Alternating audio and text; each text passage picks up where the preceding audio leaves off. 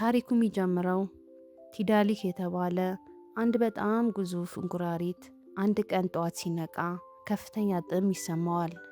ጥሙን ለማርካት በአካባቢው ያለውን ውሃ ሁሉ መጠጣት ይጀምራል።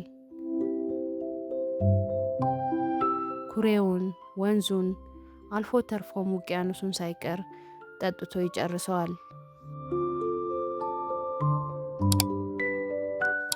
በዚህ ጊዜ በዓለም ላይ ያሉ ሁሉ የውሃ ምንጮችን አላስቀረም።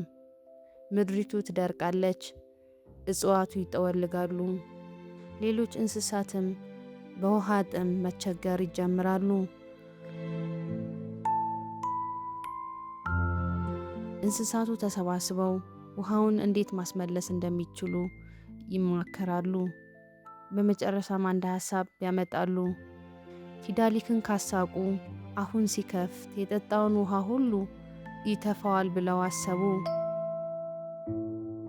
ከዛም እንስሳቱ ተራ በተራ እየመጡ ቲዳሊክን ለማሳቅ ይሞክራሉ። አንበሳው አስፈሪ ድምፅ ያሰማል።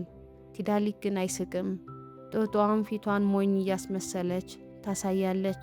ቲዳሊክ አሁንም ዝም ይላል። በመጨረሻም ነባኑም የተባለ አንድ ትንሽ ቀጭን የአውስትራሊያ እንሽላሊት ይመጣል።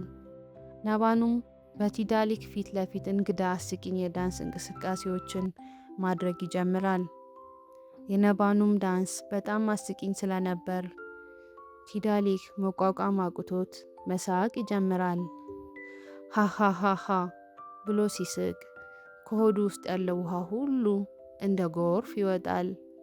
የወጣው ውሃ ወንዞቹንና ኩሬዎቹን እንደገና ይሞላቸዋል። ምድሪቱ ትለመልማለች። እንስሳቱም በደስታ ውሃቸውን ይጠጣሉ።